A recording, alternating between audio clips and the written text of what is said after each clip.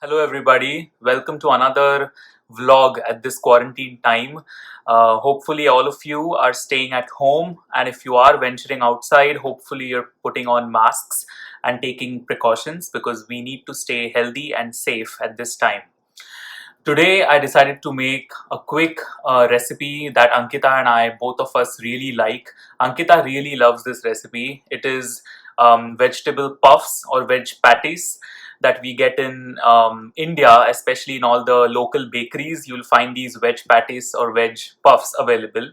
You can also make them with minced chicken or paneer if you want. The stuffing is up to you, what choice or what preferences you all have. But today I'm going to make just plain, simple, traditional veg puffs using a potato-based stuffing or potato-based mixture. They taste delicious and they're pretty quick to make. You don't really have to do a lot of stuff, and they, as I said, they're extremely delicious. And you can have them with sauce, tomato ketchup, hot sauce, sriracha, green cilantro chutney, whatever you prefer, or just like that. But I personally like these things with tomato ketchup as an accompaniment. But hopefully you all enjoy this video and try this recipe at home, and let us know how you find this recipe. Do share, like, and subscribe. Okay, so this is a list of spices that we would need in order to make the potato mixture for the veg puffs. So this is stuff that we readily have available at home. This is a little bit of hing or asafoetida, about quarter teaspoon. That's about 2/3 of a teaspoon of amchur powder. This is about 1 teaspoon of garam masala. This is about 1 teaspoon of coriander powder. This is about 3/4 of a teaspoon of turmeric powder or haldi. This is 1 teaspoon of cumin seeds or jeera. This is about 1 teaspoon of red chili powder. That's about 1.5 to 2 teaspoons of ginger garlic paste. Now it is looking green because we've made this ginger garlic paste at home, and we've added a little bit of cilantro or coriander to it while making it or while grinding it. So that's why it's looking green, but we've made this at home. Basically just using ginger, garlic, a little bit of water and cilantro. And these are some finely chopped green chilies, and that is as per taste, depending on how spicy you would want the mixture to be. These are green peas that we would need as part of the mixture. Here I've used frozen green peas. Again, quantity depends on how much you would want in the mixture. This is mashed boiled potatoes. If you want to make this mixture a little healthier, you could use sweet potatoes instead of the regular potatoes. That helps to reduce the glycemic index. But here I've used just regular potatoes. These are about 4 medium-sized potatoes. I boil them and peel them and then just mash them with my hands. What we're going to be using is this puff pastry sheets. This is the outer covering of the veg puffs. I have personally had very good experience using these puff pastry sheets. You could use these, they are multi-purpose. So you could use these for making veg puffs, or you could use them for making some kind of dessert recipes also, like you can see on the picture here. But these work very well if you want to make puffs, like the Indian style puffs. And these are available at any grocery stores. You could also get different brands. This was the brand that was available in the grocery store where I live, so I ended up buying this one, but you could use any brand, it doesn't matter.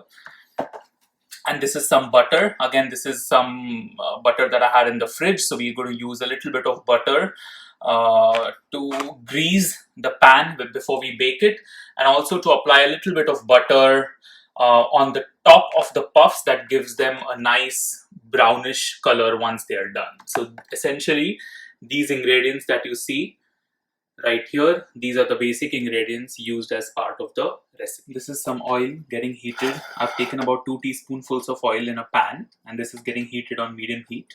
And once this gets heated a little bit, I'm going to be adding all these spices one by one into this pan. Once those spices are added, we will add the potato mixture. Then we'll add a little bit of salt as per taste, mix it, and make a nice potato bhaji, which is going to be used as our stuffing inside the veg puffs. Okay, So guys, this is the mixture, the masala mixture, and I've added about 2 tablespoons of green peas, the frozen green peas, to this, and I'm just roasting this for a while. I've switched the gas, the stove to low flame now, and this is just getting cooked a little bit, and then I'm going to be adding the potato mixture, followed by salt as per taste. Okay guys, so this is the mixture, the potato mixture. It looks nice and soft, and it looks like it's all mixed well. It should look like this, mashed, because it's going to be going inside the veg puffs. It's going to be the stuffing inside. You can also taste it after you're done to make sure that the salt and all the other ingredients, you find them appropriate, and if not, then you can accordingly adjust it as needed. What I'm also going to do is I'm just going to spice things up a little bit by adding a little bit of lemon juice, because I would like it to be a little bit tangy, and that's going to help. The lemon juice is going to help add that additional flavor. So again, I'm just going to mix it, roughly. You don't need to do a lot of cooking for this. It needs to be basically just mixed all together to make sure that it's nice and uniform. And that's it. Alright guys, so this is how the puff pastry sheet looks like. There were 2 packs of sheets in the whole box, and this is one of them. It was folded like this. It was folded like this. So what I did was basically I opened it up, and I actually kept it in the microwave because you need to thaw this, because it's a frozen item. You need to thaw this in the microwave for about, what I did was I put it in the microwave for about 30 to 40 seconds, and then you just take this out, and then you can see that it's kind of gotten a little bit pliable. Now you can play around with it. This is how you would need it, because otherwise if you start using it straight out of the freezer, it is frozen, so it's hard and you won't be able to fold it in the shape you would want it to be. So now what I'm going to do is I'm just going to be cutting this whole sheet first into 3 parts like this, 1 and 1. So these are some markings that I've made, because that way I can cut this into 1, 2 and 3 pieces, and then I'm going to be also cutting them into more pieces with this line right here. So basically this whole sheet now gets divided into 1, 2, 3, 4, 5 and 6 pieces. So each of these rectangles, we are going to be using them to make 1 puff. So out of this sheet, we basically make 6 puffs, 1, 2, 3, 4, 5 and 6.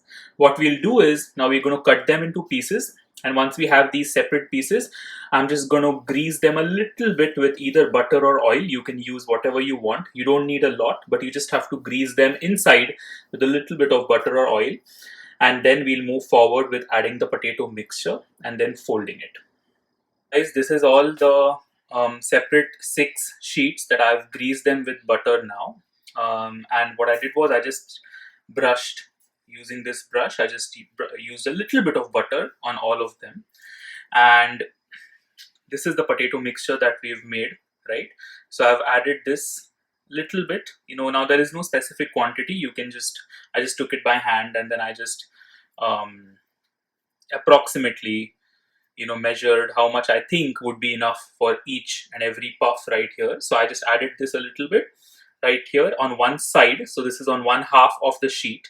And then what we have to do is we basically have to fold this.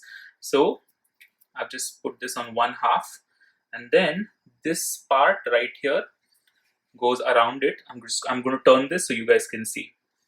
So now I've folded the other half. Look, it was like this. I've folded it like this. Okay, now what I'm going to do is I'm just going to very gently use my fingertip and very gently try to seal this. I'm not using anything at this point in time. All that I'm doing is just using my fingertip and just gently trying to seal these edges. Don't worry about the shape and stuff right now. You can always adjust that later on if you want to. But this is what it kind of looks like. So we are going to do the same thing for all of them. So what I've done is the 6 puff pastry rolls have already been made, as you can see right here.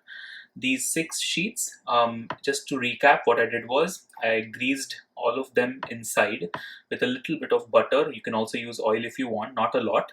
Then I used the potato mixture. I placed it on one half or one side, and then I just rolled the other half to cover the potato mixture up, and then I sealed the sides just using my fingertips. After that, what I did was I used a little bit of warm water, and then used a little bit of warm water on my fingertips, and then resealed the edges with the warm water. And you have to apply a little bit of pressure very gently on the sides as you seal them, so that way you prevent those from opening up when they are in the oven.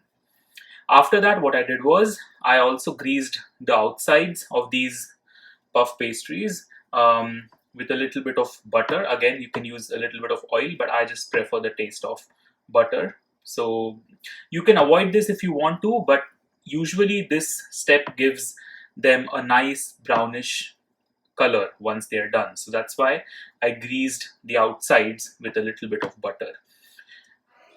Guys, so you can see this whole tray now. This is the baking tray that I have. It's already lined up with aluminum foil, and I've greased the aluminum foil with a little bit of butter, and then these are the puff pastries that you can see on the top.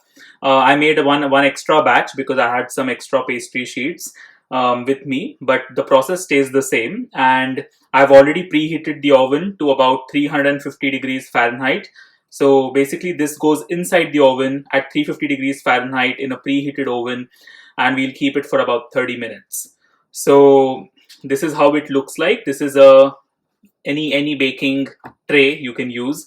I always put some aluminum foil underneath, because that way you can reduce the mess later on. You don't have to clean the whole setup as much, because the aluminum foil will absorb all that excess oil or butter. So this is how it looks like. We have a batch of how many? 4, 4, and 4. So 12 wedge puffs. Now let's see how they turn out in the oven. We'll keep it in the oven for 30 minutes. So guys, here you go. This is straight off the oven. I took it off right now. I actually had increased the time to 45 minutes instead of 30 minutes.